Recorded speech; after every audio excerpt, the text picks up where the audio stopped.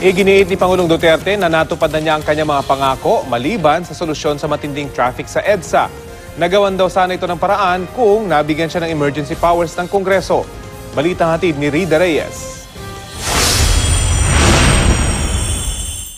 Nangako ako sa inyo, wala akong pangako na hindi ko natupad except yung EDSA.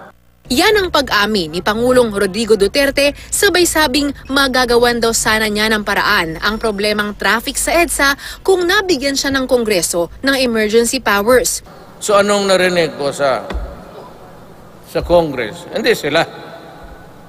Hindi pwede to, baka ang graft and corruption papasok dito.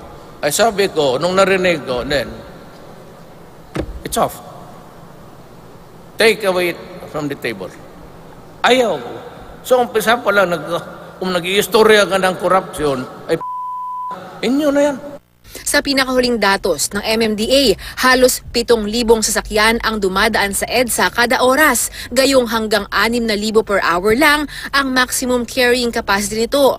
Katumbas yan ng 402,000 na sasakyan kada araw, na sobra sa daily capacity na 288,000. Nakalala pa ang mga bagong rehistrong pribadong sasakyan at hindi bababa sa 15 major malls na nakapalibot sa EDSA. Aminado ang MMDA, mahirap matuldukan ang problema.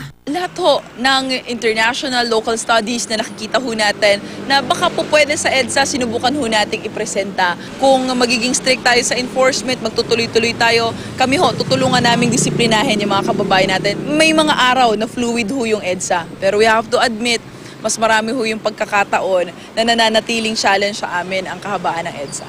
Kaya para sa MMDA, dapat buhayin ang usapin ng pagbibigay ng emergency powers sa Pangulo. Nakalusot na sa Kamara noong 1 taon ang panukalang magbibigay ng emergency powers sa Pangulo habang nakabinbin pa ito sa Senado. Kapag may emergency powers ang Pangulo, maaaring magpatupad ng mga proyekto na hindi dumadaan sa bidding. Maraming tayong mga infrastructure projects na umuusad ngayon.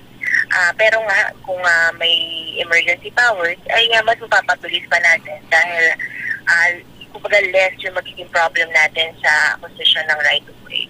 Pero, sabi ni Senador Antonio Trillanes IV, paano raw mabibigyan ng emergency powers ang Pangulo kung hindi naman daw malinaw kung ano ang planong gawin.